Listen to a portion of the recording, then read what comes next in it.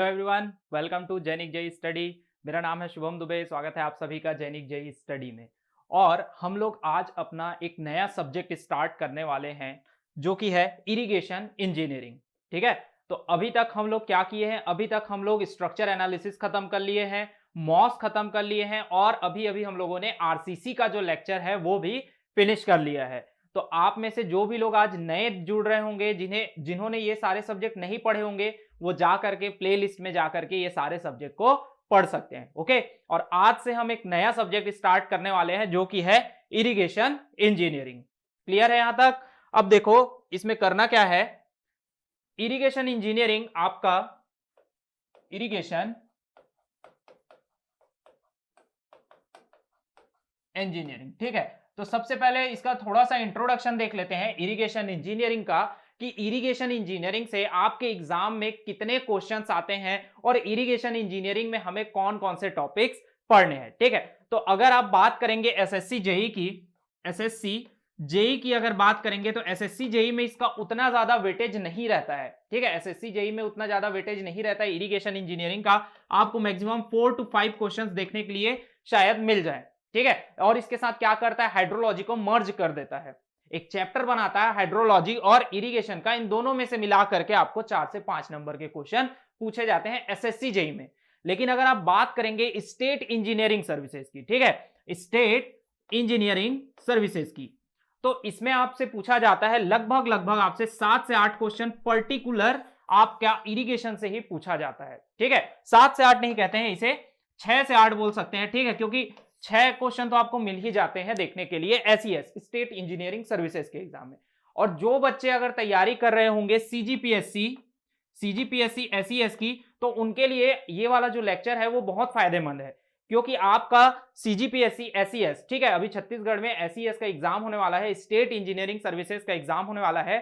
तो जो लोग उसकी तैयारी कर रहे होंगे उनका प्रिपरेशन इस वीडियो के साथ साथ हो जाएगा। क्लियर है? तो इस तरीके से आपको पूछा जाता है। और भी जो अदर एग्जाम होते हैं उसमें भी इसका अच्छा खासा वेटेज रहता है, 6 से 8 नंबर तक का इसका वेटेज रहता है। क्लियर है? और अगर कुछ एग्जाम ऐसे होते हैं, जैसे आपके जो गवर्नमेंट एग्जाम होते हैं उसमें कुछ एग्जाम होते हैं वाटर रिसोर्स डिपार्टमेंट के, तो जब वाटर रिसोर्स डिपार्टमेंट के जब एग्जाम्स वगैरह होते हैं तो उसमें क्या करते हैं, फ्लूइड मैकेनिक्स से आपके ज्यादा क्वेश्चन आते हैं, इन्वायरमेंटल इंजीनियरिंग से ज्यादा क्वेश्चन आता है, इरिगेशन से आपको क्वेश्चन पूछता है, हाइड्रोलॉजी से भी क्वेश्चन पूछता है। तो इस तरीके से डिपार्टमेंट वाइज भी कभी कभी क्या होता है, ये जो नंबर ऑफ क्वेश्चंस है या क्वेश्चन के वेटेज है वो चेंज हो सकते हैं। क्लियर है? तो इस तरीके से आपको क्वेश्चन पूछता है। तो ये मैंने आपको सबसे पहले वेटेज बता दिया कि किस वेटेज से आपको पूछ सकता है। टेंटेटिव वेटेज है, ठीक है, ये टेंटेटिव वेटेज है कि लगभग इतना तो पूछता है। यहां तक चीजें क्लियर है? अब बात आती है कि इरिगेशन में पढ़ना क्या क्या है, हमें इरिगेशन इंजीनियरिंग में पढ़ना क्या क्या है, कौन कौन से टॉपिक पढ़ने हैं। तो सबसे पहले तो हम देखेंगे कि इंट्रोडक्शन देखेंगे हम लोग, introduction of irrigation, introduction of irrigation देखेंगे, है ना, कि इंट्रोडक्शन की इरिगेशन है क्या, क्यों इरिगेशन को यूज करते हैं, क्या नीड्स है इरिगेशन के, ठीक है, इरिगेशन के एडवांटेज क्या होंगे, डिसएडवांटेज क्या होंगे, ये सारी चीजें हम लोग पढ़ेंगे इंट्रोडक्शन के पार्ट में। ओके, फिर हम लोग देखेंगे टाइप्स ऑफ इरिगेशन, ठीक है, types of irrigation. Types of irrigation में देखेंगे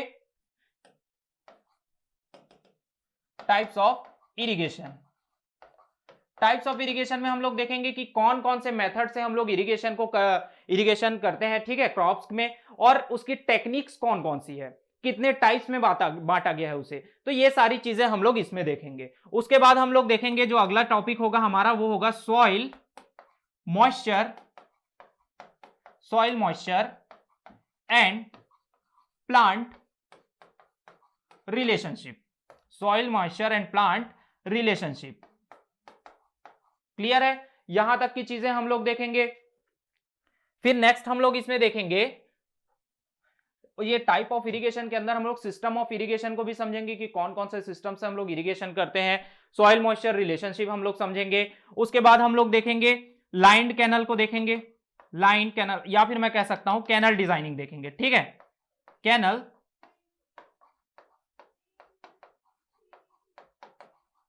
डिजाइनिंग। इस कैनल डिजाइनिंग के अंदर में हम लोग देखेंगे लाइन कैनल और अनलाइन कैनल के बारे में पढ़ेंगे, अनलाइन कैनल के बारे में पढ़ेंगे, जिसमें बेसिकली आपको पढ़ना क्या है कैनल डिजाइनिंग के अंदर, laces theory and Kennedy's theory को, कि लेसिस थ्योरी से कैसे हम डिजाइन करते हैं, लेसिस थ्योरी, और फिर हम लोग पढ़ेंगे दूसरा कैनेडिस थ्योरी। और ये बड़ा इंपॉर्टेंट है, ठीक है, ये बहुत ही इंपॉर्टेंट है क्योंकि इसमें से बहुत सी चीजें, छोटी छोटी चीजें पूछी जाती है, जैसे लेसिस अगर हम लोग पढ़ेंगे या कैनेडिस हम लोग पढ़ेंगे। कैनेडिस की बात करूं, अपर बारी दोआब सिस्टम क्या होता है ना, क्या इसकी लिमिटेशंस थी, उसमें के जो फॉर्मूलास होते हैं वो पूछ सकता है आपसे, है ना, मैनिंग फॉर्मूला पूछ सकता है, तो इस तरीके की चीजें आपसे पूछ सकती है, तो ये इसको एकदम अच्छे से पढ़ना है हमें, ठीक है। और इसमें हम लोग क्या पढ़ेंगे ऊपर, और हमें ड्यूटी के बारे में पढ़ना है, डेल्टा के बारे में पढ़ना है, इरिगेशन एफिशिएंसीज के बारे में पढ़ना है, फिर हम लोग पढ़ेंगे डाइवर्जन हेडवर्क के बारे में, ठीक है, फिर हम लोग क्या पढ़ेंगे, डाइवर्जन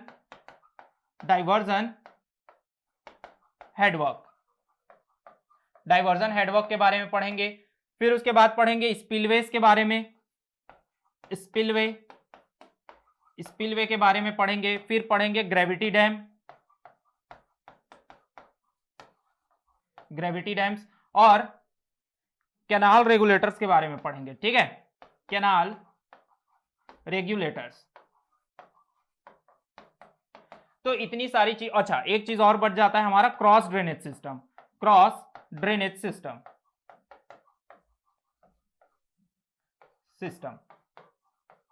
तो इतनी सारी चीजें हमें पढ़नी है इरिगेशन में, और जो एक दो टॉपिक होंगे जो यहां नहीं लिखे होंगे वो सारे टॉपिक भी हम लोग पढ़ने वाले हैं। तो हर एक टॉपिक से हम लोगों को क्या करना है, थ्योरी पढ़ना है, ठीक है। उसके बाद हम लोग क्या करेंगे, उससे न्यूमेरिकल, डाउट सेशन, आगे की चीजें होंगी और बहुत अच्छे से आपका इरिगेशन हम लोग तैयार करवा देंगे। क्लियर है? तो चलो आज का हम क्या करते हैं, ये सारे टॉपिक सभी ने नोट कर लेना है, ठीक है, ताकि आपको पता चल जाए कि कौन कौन से टॉपिक आपको पढ़ने हैं। अगर मैं भूल जाऊं कभी कोई टॉपिक पढ़ाना तो आप मुझे याद दिला दे कि सर ये वाला टॉपिक आपका छूट चुका है, ताकि मेरे भी याद में रहे। वैसे तो मैं सारे टॉपिक कवर कराऊंगा और एक दो टॉपिक एक्स्ट्रा ही पढ़ाऊंगा जो आपके एग्जाम के पॉइंट ऑफ व्यू से इंपॉर्टेंट हो, है ना।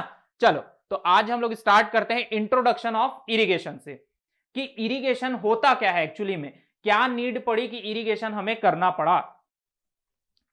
तो देखो पहले के टाइम में क्या होता था, पहले के टाइम में हम लोग जब फार्मिंग करते थे, है ना, तो क्या करते थे, इस तरीके से हमारा जो फार्म होता था, यहां हम लोग क्या करते हैं, लगे हुए हैं हमारे प्लांट, लगे हुए हैं क्रॉप्स, लगे हुए हैं। तो बेसिकली हम लोग डिपेंड किस पे होते थे, रेन पे हम लोग डिपेंड होते थे कि जब बारिश होगी तो पानी आएगा, उसमें से हम लोग क्या करेंगे, इरिगेशन करेंगे, या फिर कह सकते हैं जो वाटर की जो रिक्वायरमेंट होगी उसको फुलफिल करेंगे, किससे, रेन से। बट जैसे जैसे समय बढ़ता आगे आता गया, लेकिन एक चीज आपने ध्यान दी होगी कि रेन हर समय यूनिफॉर्म नहीं रहता है भाई। कभी कभी कुछ सालों में यह होता है कि पानी ही नहीं गिरता, बारिश ही नहीं होती, तब के टाइम में क्या होता है, अकाल पड़ जाता है, सूखा आ जाता है ना। तो उससे बचने के लिए हम लोग क्या किए, इरिगेशन के सिस्टम को डेवलप किए। क्लियर है, बात समझ में आ रही है। पहले के टाइम में क्या होता था कि रेन पे डिपेंड रहना पड़ता था क्रॉप्स के रिक्वायरमेंट को फुलफिल करने के लिए, कि भाई क्रॉप की भी कुछ रिक्वायरमेंट है, उसे कुछ पानी चाहिए होगा तभी वो जाकर के ग्रो करेगा। अब हम क्या करते हैं, हमारे बस में तो है नहीं कि रेन को हर बार उतना ही रेनफॉल कराना, है ना, हमारे बस में तो है नहीं कि उतना ही रेनफॉल कराएं। कभी कभी हो सकता है कि रेनफॉल नहीं होगा, है ना, सूखा पड़ जाएगा। तो अब उससे बचने के लिए हम लोगों ने क्या किया, हम लोगों ने किया कि इरिगेशन के सिस्टम को डेवलप किया।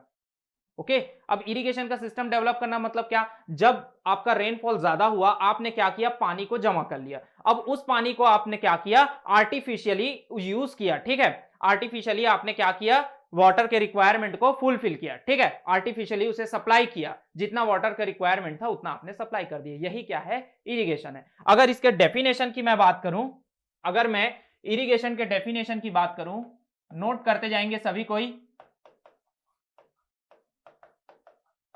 देखिए यहां पर सारी चीजें मैं पढ़ाऊंगा, एक एक चीज आपको रिटन फॉर्म में मिलेगा, एक एक चीज का डेफिनेशन आपको मिलेगा। यहां पर बोर्ड में आपको करना क्या है, कॉपी पेन ले करके बैठना है, और जो चीजें यहां पर बोर्ड में मैं लिखाते जाऊंगा, जो भी डेफिनेशन, जो भी फॉर्मूलास में लिखाते जाऊंगा, उसे आपको क्या करना है, कॉपी पे नोट करते जाना है। जिससे आपका क्या होगा, आपके पास आपका खुद का हैंड रिटन नोट्स आपके पास अवेलेबल हो जाएगा।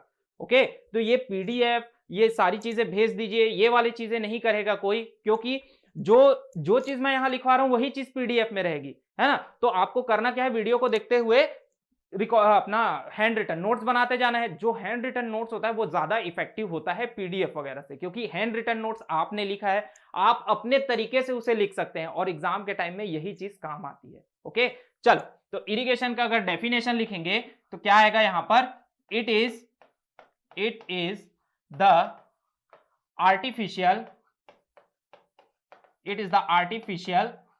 सप्लाई ऑफ वाटर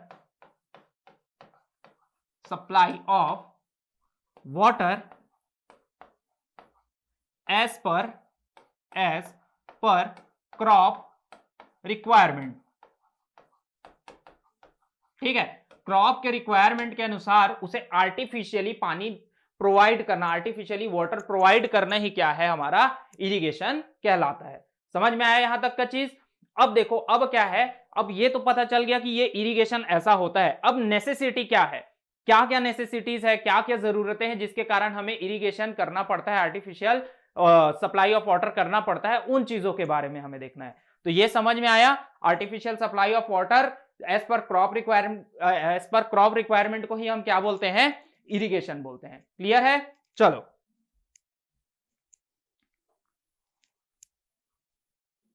अब देखो नेसेसिटी ऑफ इरिगेशन। देखिए मैं यहां पर सारी चीजें लिखे हुए फॉर्म में है ना, आपको करना क्या है, वीडियो को पॉज कर करके आपको नोट्स बनाते जाना है वीडियो के साथ साथ, है ना, चीजों को समझते भी जाना है और कॉपी पे लिखते भी जाना है। क्लियर है? चलो देखो, नेसेसिटी ऑफ इरिगेशन, नेसेसिटीज क्या क्या है इरिगेशन की, लेस रेनफॉल, जब आपका बारिश कम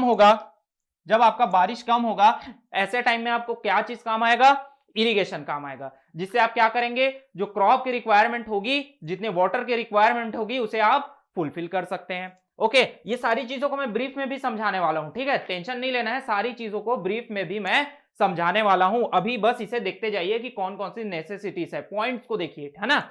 अब देखिए सेकंड क्या है आपका, नॉन यूनिफॉर्म रेनफॉल, कभी पानी कम गिरा या कभी पानी नॉन यूनिफॉर्म गिरा। नॉन यूनिफॉर्म का मतलब क्या हुआ, मान लीजिए आपका एक साल आपका पानी बहुत ज्यादा गिरा था, दूसरे साल कम गिरा, या फिर एक एरिया में पानी बहुत ज्यादा गिरा, दूसरे एरिया में पानी ही नहीं गिरा। तो ऐसे कंडीशन में क्या करेंगे, एक एरिया में जहां पानी गिरा है वहां हम स्टोरेज कर सकते हैं, फिर उसके बाद कैनाल के थ्रू हम क्या कर सकते हैं, उसे डिस्ट्रीब्यूट कर सकते हैं पानी को। तो ये किससे पॉसिबल हुआ, इरिगेशन के सिस्टम से। आगे हम लोग कैनल डिजाइनिंग भी पढ़ने वाले हैं और आगे की चीजें हम लोग पढ़ने वाले हैं, कितना क्रॉप का रिक्वायरमेंट होता है, ड्यूटी क्या होता है, डेल्टा क्या होता है, एफिशिएंसीज क्या होती है, ये सारी चीजें पढ़ेंगे, है ना।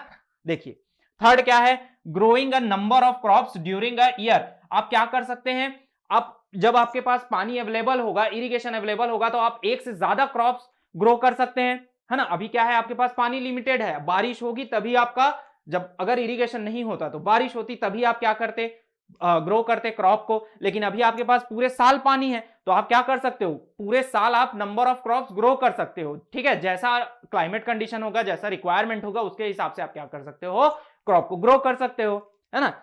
थर्ड क्या है, फोर्थ क्या है, ग्रोइंग पेरेनियल क्रॉप्स। अब पेरेनियल क्रॉप्स क्या होता है, ठीक है, पेरेनियल क्रॉप उसको बोलते हैं जो थ्रू आउट द ईयर आप क्या कर सकते हो, ग्रो कर सकते हो, है ना, थ्रू आउट द ईयर। जैसे शुगर केन, गन्ना बोलते हैं जिसको, थ्रू आउट द ईयर आप कर सकते हो, कपास है, ये सारी चीजों को आप क्या कर सकते हो, through out the year grow कर सकते हो। और इसके लिए अलग से बीज बोआई की जरूरत नहीं होती। अगर आप में से बहुत से लोगों को पता होगा कि गन्ने की खेती कैसे होती है, गन्ने को काट करके ऊपर का हिस्सा जो होता है उसे फिर से लगा दिया जाता है, वो फिर से गन्ना बन जाता है ना। तो वो पेरेनियल क्रॉप्स होता है, आप उसे पूरे साल भर वो कर सकते हो, उगा सकते हो, ठीक है। तो उसके लिए पूरे साल भर उगाओगे तो पूरे साल भर पानी भी लगेगा, है ना। तो उसे हम क्या बोलते हैं, growing perennial crops.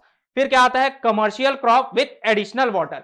Commercial crop में क्या होगा, कमर्शियल क्रॉप को ही कैश क्रॉप्स कहते हैं। अच्छे से समझेंगे कैश क्रॉप्स क्या होता है। अभी आप देखिए कि commercial crop with additional water. अच्छा, कमर्शियल क्रॉप क्या हुआ, ऐसा क्रॉप जिसको जो फार्मर है वो अपने लिए नहीं उगा रहा है, ध्यान से समझिएगा। कमर्शियल क्रॉप क्या होगा, ऐसा क्रॉप जिसकी खेती जो किसान है वो अपने लिए नहीं कर रहा है, वो बेचने के लिए कर रहा है, सेलिंग के पर्पज से कर रहा है। जैसे टी हो गया, चाय की खेती होती है, कॉफी की खेती होती है। ये सारी चीजें आदमी क्यों करता है? सेलिंग के पर्पज से। भाई खुद के लिए तो नहीं करता, लेकिन जो चावल होता है, गेहूं होता है, मतलब राइस या व्हीट होगा, उसे क्या करेगा आदमी? अपने लिए भी कर सकता है स्टोरेज, है ना। और जो चाय हो गया, कॉफी हो गया, ये सारी चीजें क्या हो गए? आप सेलिंग के पर्पज से कर रहे हैं। तो यही होता है आपका कमर्शियल क्रॉप, जिसको आप अपने लिए नहीं, बेचने के लिए उगा रहे हैं, ठीक है, बिजनेस पर्पज से उगा रहे हैं, सेलिंग के पर्पज से उगा रहे हैं, उसे हम क्या बोलेंगे? Commercial crops. लास्ट आता है कंट्रोल्ड वाटर सप्लाई। इरिगेशन के सिस्टम से आप क्या कर सकते हो? Controlled water supply. आपने क्या किया? कंट्रोल वाटर सप्लाई में आपने एक कैनल डिजाइन किया, यहां से आप पानी भेज रहे हैं, ठीक है, जितना आपका पानी का जरूरत है आपने भेजा, उसके बाद क्या किया? यहां से गेट से उसे बंद कर दिया। मतलब आपका अगर इस तरफ, अच्छा ध्यान से इसको अच्छे समझते हैं, आपका क्या था? इस तरीके से मान लीजिए आपका खेत है, ठीक है, आपका फील्ड है, आपने क्या किया है? यहां क्रॉप ग्रो कर रखा है, यहां से आपका कैनल जा रहा है, यहां से आपका कैनल जा रहा है। अब आप क्या किए? इसे चैनल के थ्रू यहां पर आप अपने फील्ड में क्या किए? जितना पानी का जरूरत था उतना ले लिए। अब जब पानी का जरूरत नहीं है तो आप क्या करेंगे? यहां से इसे बंद कर सकते हैं। गेट्स प्रोवाइड होते हैं। जब कैनल की डिजाइनिंग पढ़ेंगे तो सारी चीजें आएंगी, डाइवर्जन, हेडवर्क और क्रॉस ड्रेनेज, ये सारी चीजों में पढ़ेंगे हम लोग, कंट्रोल कैसे करते हैं वाटर को। तो इस तरीके से हम क्या करते हैं? जितने पानी का जरूरत होता है उतना ही पानी ले सकते हैं। भाई बारिश हो गया तो आपका क्या है? Excessive water. अब आप उसे कंट्रोल तो नहीं कर सकते ना, ये नल की तरह तो नहीं है कि जब मन किया नल चालू कर दिए, जब मन किया नल बंद कर दिए। भाई बारिश तो नेचुरल है, जितना उसे गिरना है वो गिरेगा, जब नहीं गिरना है वो नहीं गिरेगा, वहां कंट्रोल नहीं होता है। लेकिन इसमें क्या कर सकते हैं? आप कंट्रोल कर सकते हैं पानी को, कि कितना पानी आपको प्रोवाइड करना है, कितना पानी आपको प्रोवाइड नहीं करना है। ओके, क्लियर है यहां तक की चीजें? अब देखो, अब इसे ब्रीफ में समझते हैं सारी चीजों को। ये पॉइंट्स आपको समझ में आ गए? अब क्या करते हैं हम लोग? इसे ब्रीफ में समझते हैं, ठीक है, ब्रीफ में समझते हैं कि ये सारी चीजें है क्या। लेस रेनफॉल, ठीक है, लेस रेनफॉल में क्या आएगा? When the total rainfall is less than the needed, when the total rainfall is less than the needed crop artificial supply is necessary. मतलब आपका क्या हुआ? जितना आपको जरूरत था पानी का, जितने आपको रेनफॉल का जरूरत था उस क्रॉप को ग्रो करने के लिए, उससे कम बारिश हुई, जितना जरूरत था उससे कम बारिश हो गई, तब आप क्या करेंगे? Artificial supply of water use करेंगे। जरूरत हो गया भाई, अब तो पानी है ही नहीं, तो आर्टिफिशियल सप्लाई ऑफ वाटर करना पड़ेगा। इरिगेशन की आपको जरूरत पड़ रही है, ठीक है। In such case irrigation work में be constructed at a place where more water is available. क्या करेंगे? इरिगेशन वर्क्स मतलब आप उधर क्या करेंगे? रिजर्वायर आप क्या करेंगे? कंस्ट्रक्ट करेंगे, वहां पर रिजर्वायर कंस्ट्रक्ट करेंगे, वहां से कैनल बनाएंगे, फिर जहां पर पानी ज्यादा होगा वहां पर इन स्ट्रक्चर को बनाएंगे और वहां से पानी को वहां तक लेके आएंगे जहां पानी नहीं था, ठीक है। जहां पर पानी ज्यादा था वहां क्या किए? रिजर्वायर बनाए, है ना, इरिगेशन कंस्ट्रक्शन कर दिए, इरिगेशन वर्क्स को कंस्ट्रक्ट कर दिए, वहां से चैनल और कैनल के थ्रू क्या किए? हम लोग पानी को लेकर के आए कहां तक? जहां पर पानी नहीं था। Okay, and then convey the water to the area where the deficiency of water, ठीक है, वही चीज है। अगर इसमें पॉइंट देखोगे आप, ये वाले पॉइंट को, अगर आप इस वाले पॉइंट को देखेंगे यहां से यहां तक, तो ये क्या बोल रहा है?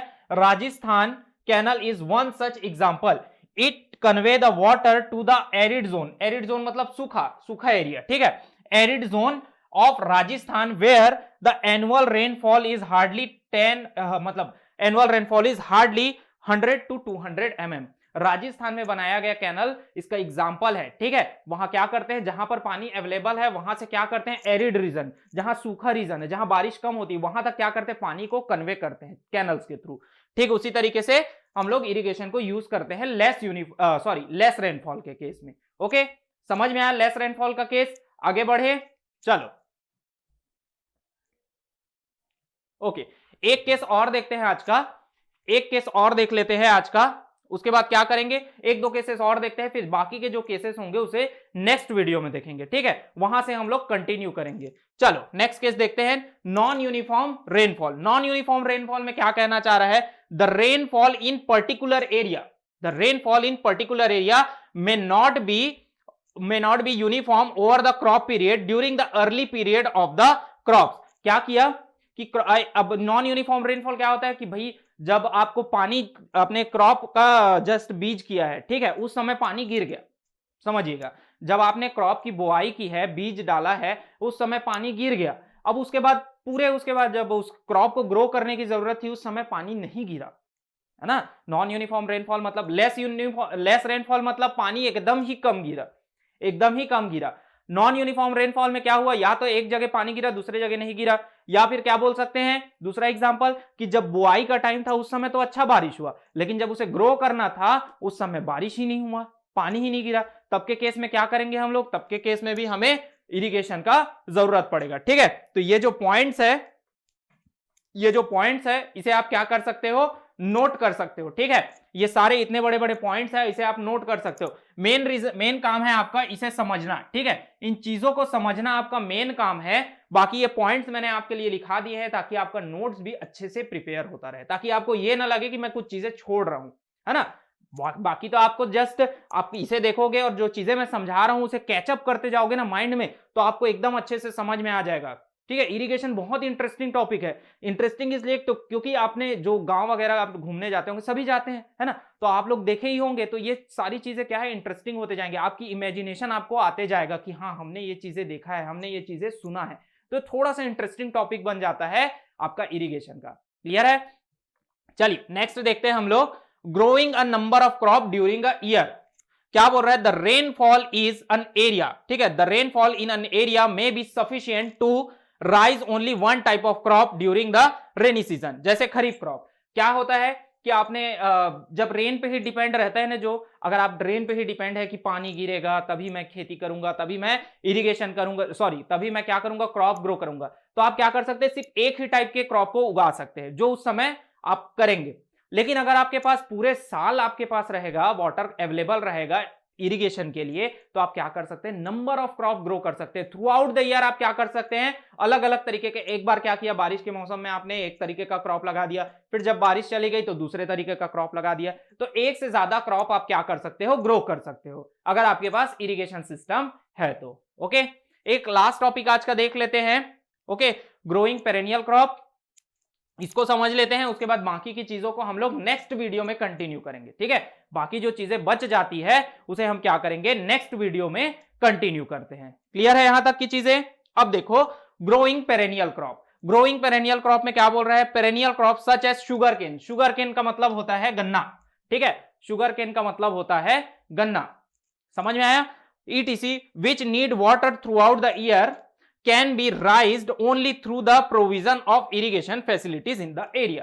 क्या कहना चाह रहे हैं, जैसे जो पेरेनियल क्रॉप, पेरेनियल क्रॉप का एग्जांपल, अच्छा ये एक इंपॉर्टेंट चीज बन जाता है, आप लोग इसे नोट कर लेंगे, आप लोग नोट कर लीजिए, ठीक है, और इसे इंपॉर्टेंट डाल लीजिए। अगर आपसे पूछेगा ना perennial crop, example of perennial crop, ठीक है, एग्जांपल ऑफ पेरेनियल क्रॉप, तो आपको क्या लिखना है, आपको बेसिकली हर बार आपसे पूछ सकता है, ठीक है, कि पेरेनियल क्रॉप का एग्जांपल क्या है, तो पेरेनियल क्रॉप का सबसे फेमस एग्जांपल है शुगर केन, ठीक है, शुगर केन, इसे याद रखेंगे, ठीक है, perennial crop such as sugar cane, इसे क्या कीजिए, हाईलाइट कर दीजिएगा। जब आप नोट्स बनाएंगे ना तो इस लाइन को क्या करना है, आपको हाईलाइट कर देना है, क्योंकि आपसे एग्जांपल में पूछता है, 4 एग्जांपल और आपको दे देगा।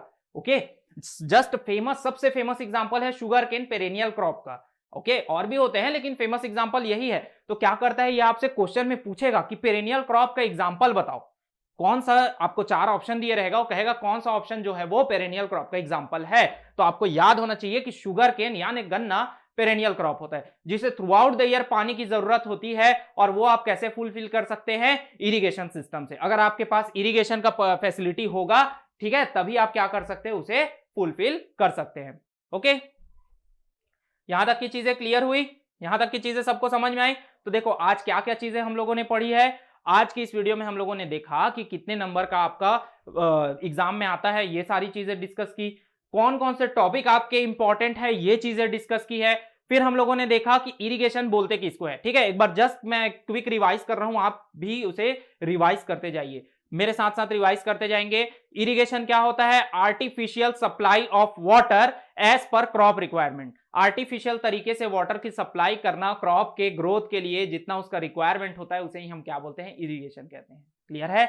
अगर आपको पूछा जाए कि इरिगेशन की नेसेसिटी क्या है, नीड ऑफ इरिगेशन अगर पूछ देगा, ठीक है, नेसेसिटी ऑफ इरिगेशन या नीड ऑफ इरिगेशन क्यों यूज करते हैं, ये पॉइंट आपको याद होने चाहिए। अंदर की चीजें आपको याद है या नहीं कोई मैटर नहीं करता, ठीक है, क्योंकि जो मैं समझा रहा हूं अगर आप वो चीज समझ गए ना, तो वो सारी लिखी हुई चीजों का कोई मतलब नहीं रह जाता। आपको 7 नंबर का सेमेस्टर में नहीं भरना है कि पूरे रट्टे बैठे रहे, जस्ट समझना है चीजों को। मैं वो सारी चीजें लिखा रहा हूं ताकि आपका नोट्स अच्छे से प्रिपेयर हो जाए, ये ना लगे कि नोट्स एकदम खाली खाली है। क्लियर है? अब देखो क्या क्या नेसेसिटीज होती है। लेस रेनफॉल, क्या समझाया मैंने? पानी अगर नहीं गिरा है ना, पानी कम गिर गया तो आप क्या करोगे, जिस एरिया में पानी ज्यादा गिरा है वहां आप क्या किए, कंस्ट्रक्ट कर दिए कैनल बॉडी, वहां से क्या किए, चैनल के थ्रू आप पानी ले आए। जहां पानी कम था, एरिड रीजन होगा, वहां पर आप पानी लेकर के आ गए और इरिगेशन कर दिया। ठीक है। सेकंड कंडीशन क्या है? नॉन यूनिफॉर्म रेनफॉल, मतलब बुआई के टाइम में आपका पानी गिरा, उसके बाद आपका पानी नहीं गिरा, सूखा पड़ गया, पानी की मतलब आपका रेनफॉल से आपका वाटर रिक्वायरमेंट कंप्लीट नहीं हो रहा है, तो आप क्या किए, आप इरिगेशन सिस्टम का यूज किए और उसके बाद आप क्या किए, अपने क्रॉप के रिक्वायरमेंट को फुलफिल कर लिए। ओके। थर्ड क्या है? Growing a number of crop during a year. जैसे मैंने बताया, आप रेन पे डिपेंडेंट रहेंगे तो जितने मौसम तक, ठीक है, जो महीने तक का पानी गिरता है, बारिश होती है, उतने ही तक आप क्या कर सकते हो, क्रॉप ग्रो कर सकते हो। लेकिन अगर आपके pass through out the year पानी अवेलेबल रहेगा तो आप क्या करोगे, नंबर ऑफ क्रॉप्स ग्रो करोगे, ज्यादा क्रॉप ग्रो कर सकोगे। आपके पास फील्ड है, आपने उसमें एक बार दूसरा तरीके का फसल लगा दिया, अगले बार आपने क्या किया, दूसरे तरीके का फसल लगा दिया, आपके पास पानी अवेलेबल है, फील्ड आपके पास अवेलेबल है, खेत है, तो आप तो उसमें कुछ भी चीज ग्रो कर सकते हो, है ना। उसके बाद क्या है? Growing perennial crop. Perennial crop का एग्जांपल मैंने बताया आपसे, अगर कोई एग्जाम में पूछता है कि पेरेनियल क्रॉप का एग्जांपल क्या है, तो कौन सा एग्जांपल आएगा? Sugar cane. उसे क्या होता है, थ्रू आउट द ईयर पानी की जरूरत होती है। अब थ्रू आउट द ईयर पूरे साल अगर पानी की जरूरत होगी तो वो किससे फुलफिल होगा? आपका होगा वो इरिगेशन सिस्टम से। यहां तक की चीजें आज की इस वीडियो में पढ़े हैं। नेक्स्ट में हमें कहां से कंटिन्यू करना है? Commercial crop with additional water, जहां हम लोग पढ़ेंगे कैश क्रॉप्स क्या होता है, फिर हम लोग पढ़ेंगे कंट्रोल वाटर सप्लाई। ठीक है, तो यहां तक आज के इस सेशन को यही एंड करते हैं। ठीक है, उम्मीद है जितनी सारी चीजें मैंने आपको समझाने की कोशिश की, आपको अच्छे से समझ में आई होगी, आपने अच्छे से अपना नोट्स लिखा होगा। ठीक है, तो अगर वीडियो अच्छा लगे तो वीडियो को लाइक जरूर करना और चैनल को सब्सक्राइब करना, ताकि आपका जो इरिगेशन का है, जो सब्जेक्ट स्टार्ट हुआ है, उसकी एक भी क्लास आपसे मिस ना हो और आपका अच्छे से तैयारी हो जाए। और मैं स्पेशली बोलना चाहूंगा, जो बच्चे एसईएस की तैयारी कर रहे हैं, Chhattisgarh SES, Chhattisgarh state engineering services, जिसका एग्जाम अभी होने वाला है कुछ दिन में, फॉर्म फिल हो चुका है, कोविड के कारण उसका एग्जाम नहीं हो पाया था, वो कभी भी एग्जाम हो सकता है। तो जो बच्चे उसकी तैयारी कर रहे होंगे वो तो जरूर सब्सक्राइब करें चैनल को, क्योंकि आपके लिए बहुत फायदेमंद है ये। ठीक है, आपकी प्रिपरेशन अच्छे से होती रहेगी। और वीडियो अच्छा लगे तो वीडियो को शेयर कीजिए, ताकि और भी लोगों तक ये नॉलेज पहुंच सके। ओके, तो मिलते हैं नेक्स्ट वीडियो में। आगे यहां से ही हम लोग नेक्स्ट वीडियो में इसे कंटिन्यू करेंगे। Thank you.